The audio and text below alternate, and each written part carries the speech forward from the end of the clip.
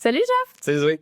Aujourd'hui, je te propose qu'on parle d'un truc un peu moins sexy que d'habitude, Ok. mais super important. Mhm. On va parler de fonds de roulement.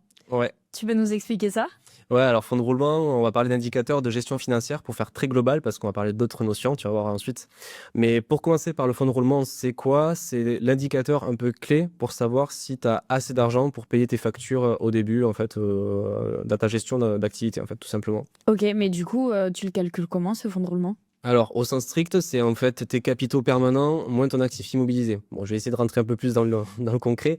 En fait, tu vas prendre tous tes financements à long terme, c'est-à-dire donc déjà les capitaux que tu as engagés au tout début, donc le capital social, éventuellement des augmentations de capital si tu as fait des augmentations de capital, toutes tes réserves, donc c'est-à-dire tous les bénéfices que tu as réalisés les années précédentes que tu n'avais pas distribués.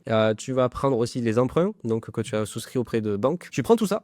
Et en fait, tu vas soustraire à ce montant-là, en fait, tout ce que tu as investi à long terme. Donc là, ça va être, par exemple, les terrains, les constructions, enfin voilà, tout ton actif immobilisé. C'est-à-dire tout ce qui a, au sens comptable, on va dire, dépassé 500 euros et qui, justement, a vocation à durer dans le temps. Ok. On prend un exemple chiffré. Imagine que tu as donc 100 000 euros de financement à long terme. Mhm. Tu investis à hauteur de 70 000 euros. Bah, c'est simple, 100 000 moins 70 000, il te reste 30 000 de marge pour pouvoir financer en fait on va dire ton activité, ton exploitation, qu'on appelle plus communément en fait le BFR, le besoin en fonds de roulement. Ça, j'y viendrai après. Grosso modo, comment interpréter le fonds de roulement? S'il est positif, tu as bien compris, tu as de la marge, donc c'est cool, tu vas pouvoir donc investir ça, enfin on va dire réadapter en fait cette somme-là pour ta gestion, on va dire quotidienne. Et après, par contre, si tu as ton fonds de roulement qui est déjà négatif, là, attention de danger, ça veut dire que déjà tu as surinvesti et que tu as déjà dû donc aligner, on va dire, des sommes complémentaires via des crédits bancaires ou via des apports en compte courant assez importants. Et donc, ça veut dire que tu n'as pas de marge pour financer le stock et tout ce qui s'ensuit. Ok, mais tu as parlé de BFF? BFR? BFR? Ouais, BFR, ouais, Ok, BFR. BFR. Ouais. C'est quoi? Alors, BFR, on a parlé de fonds de roulement. Là, BFR, c'est besoin en fonds de roulement, tout Ok. simplement.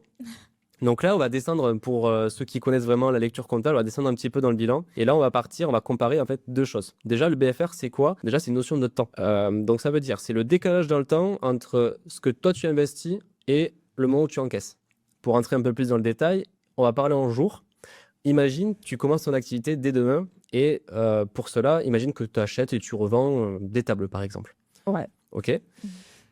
Pour vendre des tables, il va falloir déjà que tu te constitues un stock. Tu achètes donc des tables auprès d'un fournisseur. Donc, tu achètes et il te dit que tu as 30 jours pour payer. Ok. Imagine que, une fois que tu as reçu tes tables, tu mets environ à peu près 20 jours, imaginons, pour les vendre, en moyenne. Mhm. Une fois que tu as vendu ta table, tu vas avoir ton client, il va te demander peut-être un certain délai client à payer. Donc, imagine que celui-ci, il est de 15 jours. Ouais. Donc, si tu fais ça au niveau d'une frise, tu vas avoir donc du coup 30 jours en fait de délai fournisseur. Au bout de 30 jours, il va falloir que tu décaisses, il va falloir que tu payes.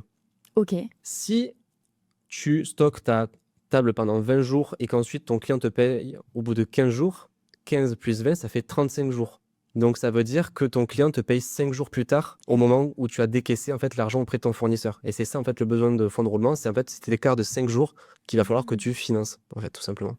Ok, mais du coup, je fais comment si au bout des 35 jours, en fait, pour financer, puisque je vais pas avoir l'argent de la vente, c'est ça? Exactement, ouais, c'est ça. Alors, tu vas avoir plusieurs moyens pour essayer d'anticiper, en fait, réduire en tout cas ce BFR de 5 jours. Déjà, ça va être essayer de stocker un peu moins. De stocker un peu moins.